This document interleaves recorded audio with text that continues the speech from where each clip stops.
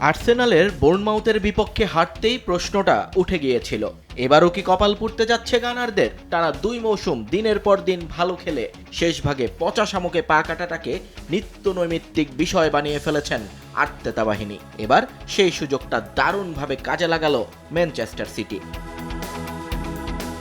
ম্যাচের শুরুটা অবশ্য সিটির জন্য অত সহজ ছিল না। প্রথমার্ধে এনজো ফার্নান্দেজ বিহীন চেলসি বেশ গোছালো ফুটবল উপহার দেয়। কোল পালমার এবং ওয়াও পেদ্রোদের হাত ধরে বারবার সিটির রক্ষণে কাঁপুনি ধরিয়েছিল ব্লুরা। ম্যাথিউস নুনেসকে রাইট ব্যাকে খেলানোর ফায়দা তুলে পেদ্রো নেটো বেশ কয়েকবার দোন্নারুমাকে পরীক্ষায় ফেলেন। এমনকি মার্কো কুকুরেল্লা বল জালে জড়ালেও অফসাইডের কারণে লিড পাওয়া হয়নি চেলসির। বিরতির আগ পর্যন্ত সিটিকে দেখে মনে হচ্ছিল তারা কিছুটা ছন্দহীন। আর্লিং হ্যালান্ডও ছিলেন রক্ষণের পকেটে।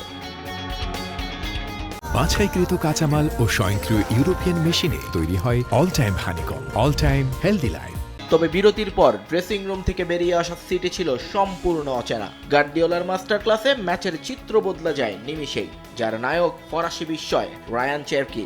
ম্যাচের নিয়ন্ত্রণ হাতে নিয়ে চেরকি একের পর এক আক্রমণ সাজাতে থাকেন। প্রথমে তার নিখুঁত ক্রস থেকে নিকো ওরেলির দর্শনীয় হেডে সিটিকে লিড এনে দেন। ঠিক 4 মিনিট পর আবারও চেরকির ঝলক। এবার তার পাস থেকে চেলসির প্রাক্তন ফুটবলার মার্কো গুয়েহি ব্যবধান দ্বিগুণ করেন। আর ম্যাচের কফিনে শেষ পেরেকটা ঠুকে দিয়েছেন জেরেমি ডোকু। ময়েসেস কাইসেডোর ভুল থেকে বল কেড়ে নিয়ে গোল করতে ভুল করেননি এই উইঙ্গার।